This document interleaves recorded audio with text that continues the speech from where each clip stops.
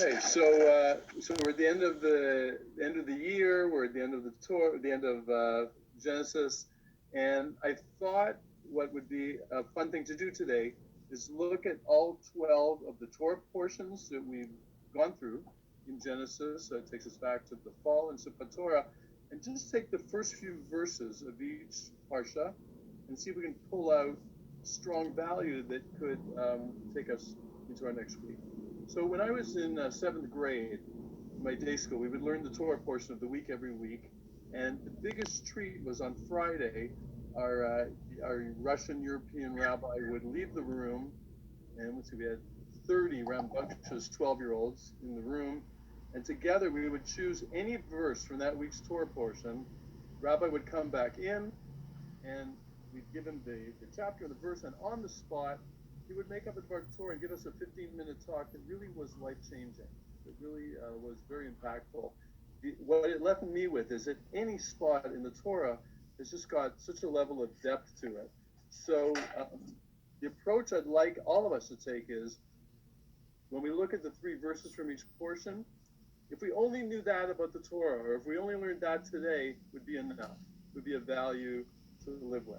Now, with 12 portions, even if I take a minute and a half or so with each one in the conclusion, we're looking at close to 20 minutes.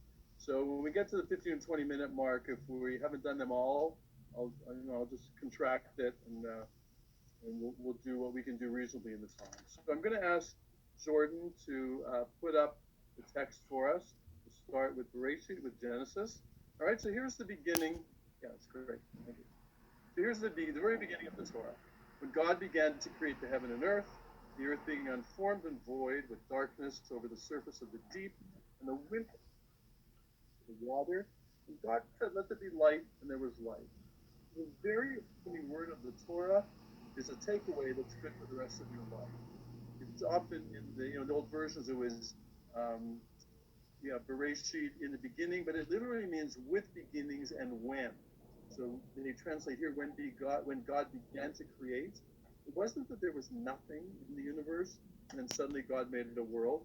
If you look at the next verse, there was water, there was wind, there was stuff, which kind of fits the scientific view.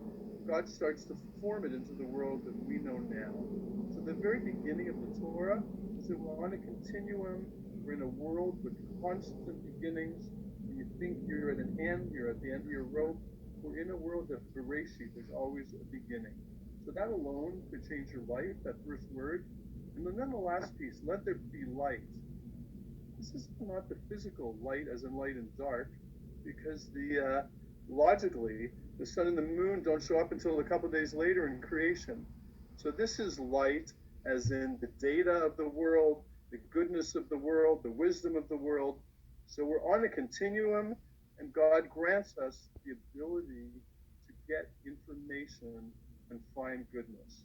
You take that as your kind of life motif, and you're off to the races. All right, we're going to go to